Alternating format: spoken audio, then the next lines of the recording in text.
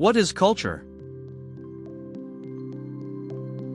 Culture can be defined as the shared way of life of a group of people.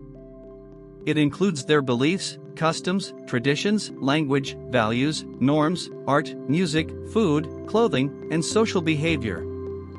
Culture answers questions such as, how should we greet others? What is right or wrong? What do we celebrate? How do we show respect? Culture is both visible and invisible. Visible culture includes clothing, food, festivals, architecture, and art. Invisible culture includes beliefs, values, attitudes, morals, and ways of thinking. While visible culture is easy to observe, invisible culture is often more powerful because it shapes people's decisions and behavior from within.